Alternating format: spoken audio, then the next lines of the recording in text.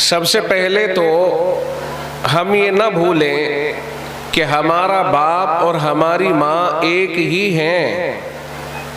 हम एक ही माँ और एक ही बाप की औलाद हैं। अल्लाह के नबी अलैहि सलातु वस्सलाम ने इरशाद फरमाया, कुल्लुकुम बनी आदमा, तुम सब के सब आदम की औलाद हो। व आदमु मिन तुराब, और आदम अलैहिस्सलातु वस्सलाम मिट्टी से पैदा किए गए थे, और मिट्टी के अंदर तवाज़ो होती है, तकब्बुर नहीं होता है। मिट्टी को जितना चाहो कुरेद लो, खोद लो, चल लो, रौंद लो, लेकिन मिट्टी कभी ताल्ली नहीं दिखाती है, उसका रुख हमेशा नीचे ही को रहता है।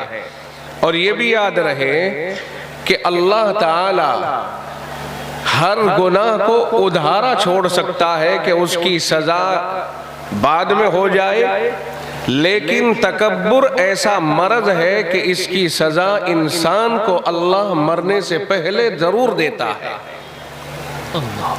और इसके जरिए से बड़े बड़े गुनाह वजूद में आ जाते हैं। इसलिए हम इस बात का खास ख्याल रखें कि हम पूरी दुनिया के इंसान एक ही फैमिली हैं। तौरो तरीक हमारे कुछ भी हो, रहाइश हमारी कैसी ही हो, कोई जंगलों में रह रहा है, कोई आबादियों में, कोई पहाड़ों में, कोई किसी अंदाज में जिंदगी बसर कर रहा है, कोई किसी तरह से, लेकिन हैं सब इंसान ही, एक ही हैं हम अलग अलग नहीं हैं, अलग अलग न हो सकते हैं इंसान। बहरहाल सारे के सारे उनका मरकज एक ही है, आदम अलैहिस्सलातु वस्सलाम। इसलिए हमारे दरमियान जितना प्यार होना चाहिए, हम उस प्यार को और ज्यादा बढ़ाने की कोशिश करें। और हमें कितने दिन रहना है कुछ पता नहीं, कितने दिन के लिए हम आए हैं, वापस तो जाना है। जब सब जा रहे हैं तो हमें भी जाना है, और वापस जाने की तारीख अल्लाह ने किसी की तय नहीं फरमाई कि कौन सी तारीख में जाएगा। वो तारीख का इल्म अल्लाह ही के पास में है। जाना सबको पता है कि जाएगा, तारीख पता किसी को नहीं है, तारीख सिर्फ अल्लाह को मालूम है, और जाते हुए हम देख रहे हैं। इसलिए कितने दिन के लिए हम अलग अलग रहें, और कितने दिन के लिए हम मुंह फेर के रहें, और कितने दिन के लिए हम एक दूसरे से नफरत करेंगे। एक दिन हमें ये सब चीजें छोड़ के जाना है। हमें प्यार और मोहब्बत और इस तरह से घुल मिल करके रहना चाहिए जिस तरह एक जिस्म के आज़ा जम कर के और मोहब्बत के साथ रहते हैं। ये आज़ा है 5 उंगलियां, अल्लाह ने इस छोटी सी जगह में रखी हैं, कभी इनमें लड़ाई नहीं हुई है। हमारे हाथों में और पैरों में आपस में इख्तिलाफ नहीं हुआ है, हमारी आंखों में और उंगलियों में इख्तिलाफ नहीं हुआ है। अगर इख्तिलाफ हो जाता तो ये उंगलियां आंखों को फोड़ देती। मालूम हुआ हम सब का जसदिन वाहिदिन, एक जिस्म की तरह से हैं, और जिस तरह जिस्म के आज़ा में कोई लड़ाई नहीं, झगड़ा नहीं, दंगा नहीं, इख्तिलाफ नहीं, इसी तरह से पूरी इंसानियत में कोई इख्तिलाफ नहीं होना चाहिए। बात समझ में आई कि नहीं? एक जिस्म की तरह से मिसाल देने के क्या माना है? नबी रहमत सल्लल्लाहु अलैहि वसल्लम ने जो हमारी एक जिस्म से मिसाल दी है, उसका मतलब ही यही है कि एक जिस्म जितने उसमें आज़ा लगे हुए हैं, सब एक दूसरे के मददगार होते हैं। आंख को तकलीफ हो, पैर उसकी मदद के लिए यहां से चल के कहीं भी जा सकता है, हाथ उसके लिए, कान उसके लिए, जबान और दिमाग उसके लिए। तकलीफ आंख को है, लेकिन सारा जिस्म उसकी खिदमत में लग गया। इख्तिलाफ किसी ने नहीं किया कि पैर चलने से इनकार कर देते और ये कह देते कि साहब तकलीफ तुम्हें है तो मैं क्यों चल करके जाऊं, मैं तो यहां पड़ा हुआ हूं। कोई इख्तिलाफ नहीं, एक के साथ पूरा जिस्म खड़ा है। इसी तरह हम इंसानों को भी आपस में प्यार और मोहब्बत से इसी अंदाज में रहना चाहिए कि तकलीफ किसी को ना हो। अगर तकलीफ हो तो सब मिलकर के उसकी तकलीफ को दूर करें, तकलीफ से बचें भी और बचाएं भी। इस जिस्म से हमें सबक हासिल करना चाहिए। बहरहाल इस जिस्म की ड्यूटियां हैं जो जनाब मुहम्मदुर रसूलुल्लाह सल्लल्लाहु अलैहि वसल्लम की जो मैंने हदीस पढ़ी है उसमें अल्लाह ताला अल्लाह के नबी अलैहिस्सलाम ने बयान फरमाई है। एक मौके पर अल्लाह के नबी अलैहिस्सलातु वस्सलाम ने यूँ फरमाया, इस्तहयू मिनल्लाहि ताला हक़्क़ल हया, के लोगों और मैं आपसे तवज्जो चाहूँगा, ज़्यादा देर नहीं, मैंने कहा बहुत देर नहीं चलूँगा, वक्त का तकाजा कुछ इसके खिलाफ तकाजा कर रहा है तो मैं मुख्तसर करूँगा। अल्लाह के नबी अलैहिस्सलातु वस्सलाम ने फरमाया कि इस्तहयू मिनल्लाहि ताला हक़्क़ल हया, लोगों तुम अल्लाह से ऐसे शर्माओ जैसे शर्म करनी चाहिए। क्या फरमाया? याद करो, एक एक टॉपिक को याद करिए और फिर बाद में उन्हें सब एक दूसरे से मुज़ाकरा करें कि जो बताया गया है वो हमें याद रहा कि नहीं रहा, और हम किसी को बताएं तो कैसे उसको बताएं। अगर आप में से किसी को कहीं मौका मिल जाए आप उसे बता सकते हैं कि नहीं, आप इस तरह जहन को हाजिर रखकर और पूरे जिस्म को यकसू करके तवज्जो के साथ अगर सुनेंगे, इंशाअल्लाहुल अज़ीज़ जो चंद बातें मैं आपके सामने लाऊंगा वो आप तक इंशाअल्लाह इस तरह पहुंचाने की कोशिश करूंगा कि आपको याद हो जाए टॉपिक बाय टॉपिक। जब अल्लाह के नबी अलैहिस्सलाम ने फरमाया इस्तहयू मिनल्लाहि ताला हक़्क़ल हया, कि तुम अल्लाह से ऐसे शर्माओ जैसे शर्माना चाहिए, तो सहाबे किराम ने आम अंदाज का शर्माना समझ करके जवाबन अर्ज किया, या रसूल अल्लाह इन्ना नस्तहयी मिनल्लाहि ताला, या रसूल अल्लाह वल्हम्दुलिल्लाह, अल्लाह के नबी अल्लाह का शुक्र है, अल्लाह के लिए ही सारी तारीफें हैं, हम तो अल्लाह से बहुत शर्माते हैं, हम तो अल्लाह से बहुत हया करते हैं।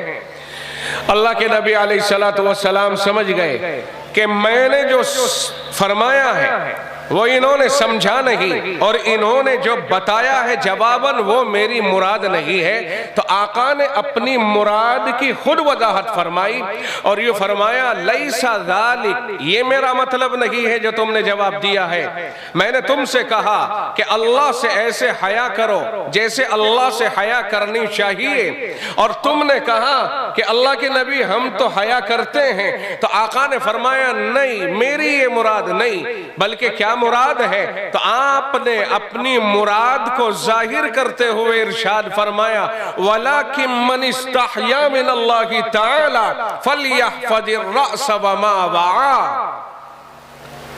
इस टॉपिक को सुनिए ध्यान से।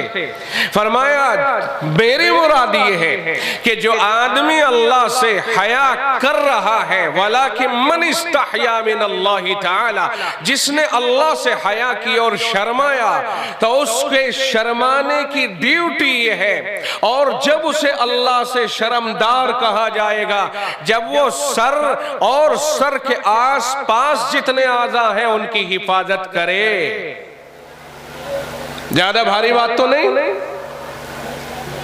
हल्की सी बात है ना।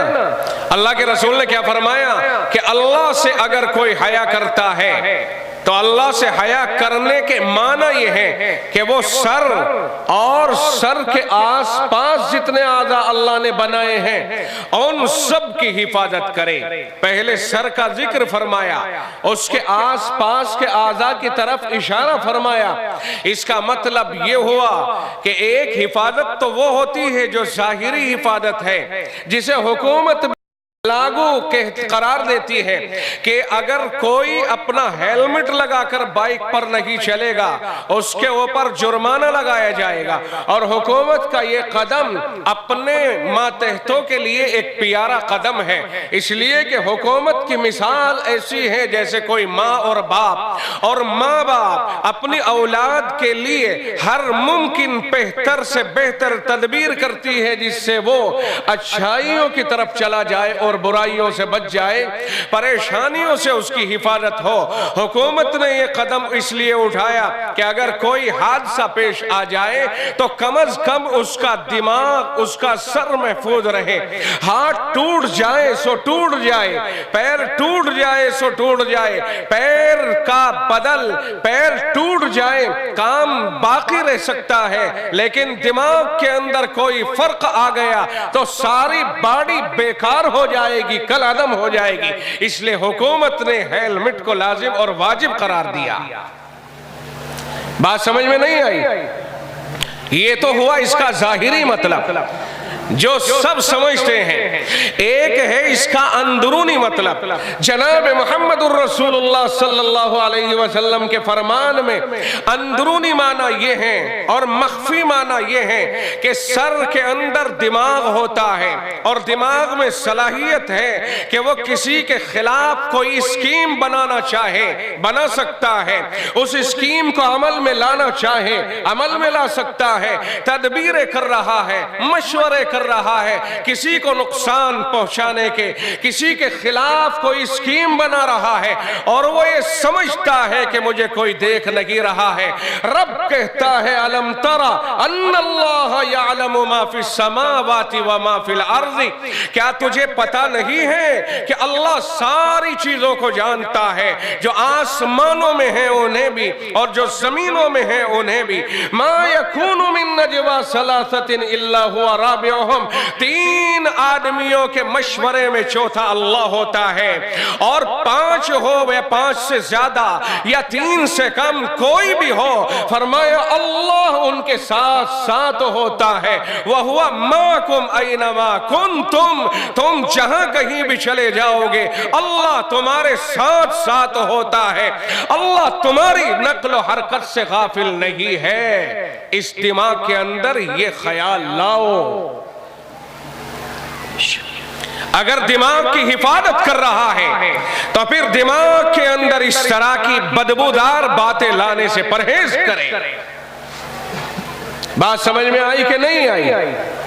अल्लाह के नबी अलैहिस्सलाम ने फरमाया, जो आदमी अल्लाह से हया करता है उसे अपने सर और सर के आस पास के अज्जा की हिफाजत करनी चाहिए। तो सर की हिफाजत का एक जाहिरी माना ये कि जब तुम सफर करो बाइक से तो हेलमेट लगा के चलो, और एक माना बातिनी ये है कि सर के अंदर बहुत कीमती जुज और खुलासा और पूरी इंसानियत का मक्खन रखा हुआ है, जिस पर सारी इंसानियत का दारो मदार है, सारी शरीयत का दारो मदार है। वह अकल और दानिश का मरकज है, वह समझदारी का मरकज है, वहां दिमाग है जिससे पूरी दुनिया को गाइड किया जाता है, पूरे कारोबार को गाइड किया जाता है। प्रधान है तो पूरे गांव को गाइड करता है, वजीर आजम है तो पूरे मुल्क को गाइड करता है, डीएम है तो पूरे जिले को गाइड करता है, और जस्टिस है तो अदालत को गाइड करता है, घर का जिम्मेदार है तो पूरे घराने को गाइड करता है, महतमीम है तो मदरसे को गाइड करता है। सर के अंदर वो चीज रखी हुई है, इसलिए सर यानी दिमाग की हिफाजत करे ताकि दिमाग के अंदर कोई गलत और बेहुदा ख्याल न आ जाए।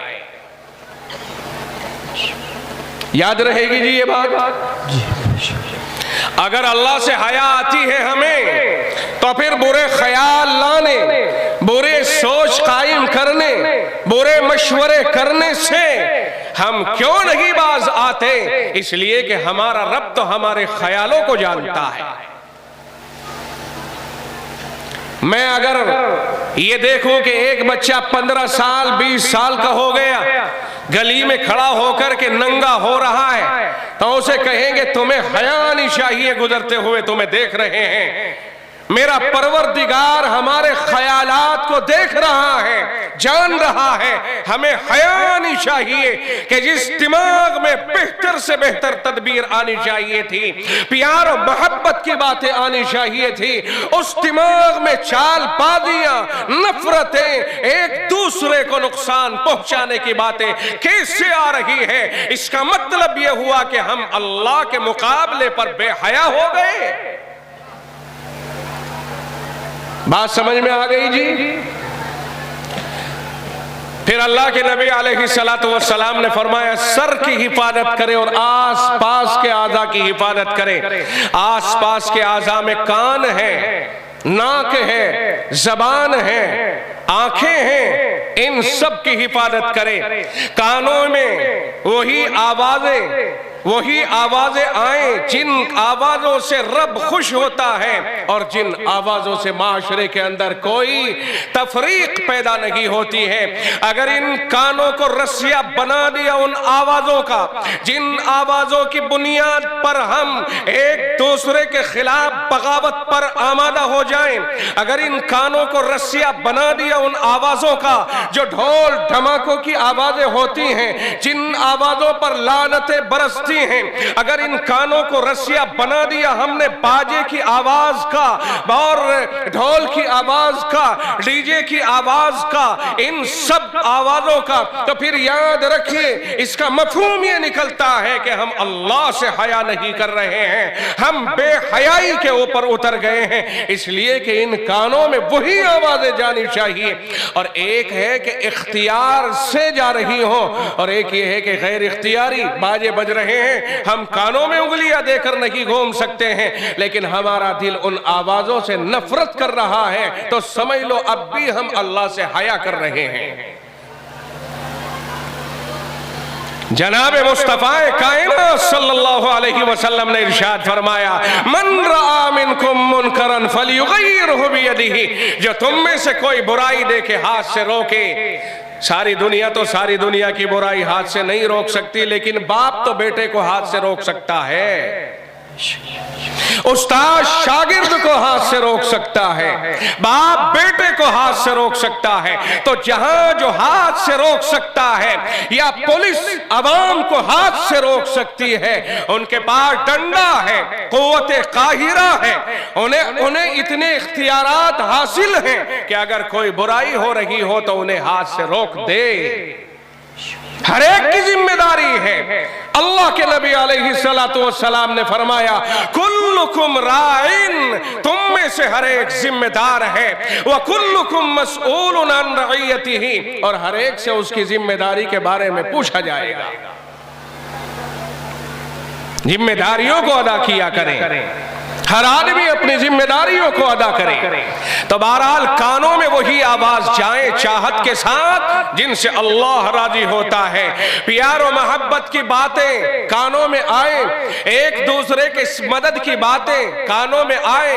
रब कहता है वतआवनु अलल बिर्रि वत्तक़वा, फरमाया तुम भलाई परहेजगारी की बातों में एक दूसरे की मदद करो। वला तआवनु अलल इस्मि वल उद्वान, और गुनाह कोई बातों में और जुल्म और ज़ियादती की बातों में कोई किसी की मदद न करे। मैं नहीं कहता, मेरा रब कहता है, खल्लाक़ आलम कहता है, कायनात का पालनहार कहता है, जिसके कब्जे और कुदरत में दश्तो बयाबा कोहो सहरा बहरो बर है, वो कहता है। ये किसी और का फतवा या किसी मौलवी का कौल लेकर के मैं नहीं आया, मैं आपकी खिदमत में रब्बे जुल जलाल का हुक्म पेश कर रहा हूं। मेरा रब कहता है भलाइयों में साथ दो, बुराइयों में कोई किसी का साथी न बने, सबको अपनी अपनी कब्र में सोना है, वहां कोई किसी का नहीं होगा। और सिर्फ कहने ही से नहीं, बल्कि रब कहता है फइज़ा नुफ़िख़ फ़िस्सूरि फ़ला अंसाब बैनहुम यौमइज़िन वला यतसाअलून, फरमाया क़यामत का बिगल बजेगा और रिश्ते टूट जाएंगे। दुनिया में आप मेरे हैं, मैं आपका हूं। कोई बाप कहता है, कोई बेटा कहता है, कोई भाई है, कोई भतीजा है, मगर रब कहता है कि क़यामत का बिगल बजने के बाद नसब टूट जाएंगे, तब एक दूसरे से जुदा हो जाएंगे। फ़इज़ा यौम यफ़िर्रुल मर'उ मिन अख़ीही, आमने सामने होने के बावजूद भाई भाई का नहीं होगा। व उम्मिही व अबीही, माँ औलाद की नहीं, बाप किसी का नहीं, सब एक दूसरे से जुदा हो जाएंगे। कयामत का दिन हौलनाक और खतरनाक तरीन मंजर पेश कर रहा होगा। हर आदमी अपने कदमों पे तन्हा खड़ा होगा, उसके आमाल ही उसे निजात दिला सकेंगे अल्लाह के फजल की बरकत से। कितने दिनों का साथ है हमारा एक दूसरे का।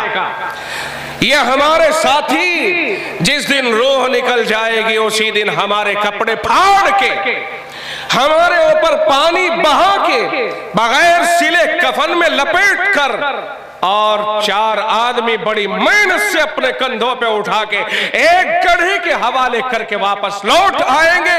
उस गड्ढे में क्या गुजरी है हम पर, ये हमारे ही ऊपर गुजरेगी, कोई किसी का साथी नहीं होगा। आज मौका है सोचने का। मैं दावत दे रहा हूं करार खेड़ी के लोगों, आपको सोचने की दावत दे रहा हूं। आइए और सब मिलकर के सोचें कि हम अपनी मां के पेट से तन्हा आए हैं, चंद दिनों के लिए एक दूसरे के साथ में रह रहे हैं, मौत के बाद अपनी कब्र में तन्हा हो जाएंगे, उठेंगे तन्हा, हिसाब देंगे तन्हा, जन्नत या जहन्नम हमारे सामने होगी, तन्हा उसका सामना होगा। कितने दिन के लिए एक दूसरे के साथ है? मैं आपको दावत फिक्र देता हूं, आपकी समझ में आ रही कि नहीं आ रही है? मैं जो अर्ज कर रहा हूं, जनाब मोहम्मद रसूलुल्लाह सल्लल्लाहु अलैहि वसल्लम ने फरमाया, वलाकिन मन इस्तहया मिन अल्लाह तआला फलयहफज़िर रअस व मा वआ, सर की हिफाजत करे और सर के आस पास के आज़ा की हिफाजत करे, कानों की हिफाजत करे, कुरान की आवाजें सुनो, अहादीस सुनो, दीन की बातें सुनो, अच्छी बातें सुनो, ये फसादात की बातें नहीं, कोई किसी का नहीं होगा। अल्लाह के बंदे हो, कुनू इबादल्लाहि इख्वाना, अल्लाह के नबी ने फरमाया तो अल्लाह के बंदे भाई भाई बन के जियो। कौन कहता है? या आमना का लख्ते जिगर इमामुल अंबिया सरवरे रसूला सल्लल्लाहु अलैहि वसल्लम का बयान अक़दस है। फरमाया कुनू इबादल्लाहि इख्वाना, ओ भाई अल्लाह के बंदे भाई भाई बन के जियो। हमने रसूलुल्लाह का मशवरा नहीं माना, हमने रसूलुल्लाह का हुक्म नहीं माना, हम अपनी मर्जी से जी रहे हैं। कैसे आशिक रसूल हैं? कोई है जो हम में मोहब्बत रसूल का दावा करने वाला ना हो? जरा हाथ उठा के बताइए कि हमें मोहब्बत है कि नहीं रसूल से? है, किसे किसे मोहब्बत है? अल्हम्दुलिल्लाह सभी को है, लेकिन रसूल की बातों से किसे किसे मोहब्बत है? एक बात जरा यहाँ भी हाथ उठा दे। अल्लाह के रसूल की बातों से भी हमें मोहब्बत है, तो फिर याद कीजिए कि अल्लाह के रसूल ही ये फरमा रहे हैं कि ला तहस्ससु वला तहासदु वला तबागजु वला तदाबरु, और लोगों ला तहासदु, आपस में हसद न करो। मैंने पूछा था आपसे रसूलुल्लाह से कौन कौन मोहब्बत करता? हम सब ने कहा हम करते हैं और यकीनन करते हैं। फिर मैंने पूछा रसूल की बातों से कौन मोहब्बत करता? हमने कहा सब करते हैं और यकीनन करते हैं। तो फिर मैं आपको इस एहसास के साथ ये बात कह रहा हूं कि हो सकता है मेरी ये कही हुई बात जो रसूलुल्लाह सल्लल्लाहु अलैहि वसल्लम की हदीस पाक आप तक पहुंचा रहा हूं, दिल में उतर जाए और हम ताइब हो जाएं और जिंदगी भर के लिए तौबा कर ले। मुमकिन है। अल्लाह के रसूल ने फरमाया ला तहासदु, और किसी को कोई किसी के ऊपर हसद न करे। हसद के माना है दूसरों की नेमत से जलना, दूसरों की खुशहाली से जलना। फरमाया इन्नल हसदा याकुलुल हसनाती कमा ताकुलुन नारुल हताबा। फरमाया ये हसद, ये कीना, ये जलन नेकियों को इस तरह बर्बाद कर देता है जैसे सूखी लकड़ी को आग खा जाती है और उसे राख बना देती है। थोड़ी देर पहले सागवान कहला रही थी, चंद मिनट के बाद वो राख कहला रही है। थोड़ी देर के बाद कीमती कहा साहब 3000 रुपए फुट है और आप 3 रुपए किलो का रेट नहीं रहा है उसका। हसद की मिसाल ऐसी ही है। नमाज पढ़ के आया, रोजे रख के आया, हज करके आया, उम्रे करके आया, ज़कात दे के आया, तमाम नेक अमाल करके आया, लेकिन हसद और जलन दिल में लेके आया। तमाम नेकियों को खा करके इस तरह बना देगा जिस तरह से लकड़ी को आग राख बना देती है। ये बात समझ में आई कि नहीं आई? अपनी नेकियों को बचाना है तो दिल को साफ करना ही होगा, इसके बगैर काम नहीं चलेगा। फरमाया ला तहासदू, एक दूसरे पर हसद ना करो, वला तबागजू, और किसी के ऊपर बुग़्ज़, गुस्सा, कीना, नफरत, अदावत इस तरह का अपना मिजाज बनाकर न रहो। वला तदाबरू, और एक दूसरे से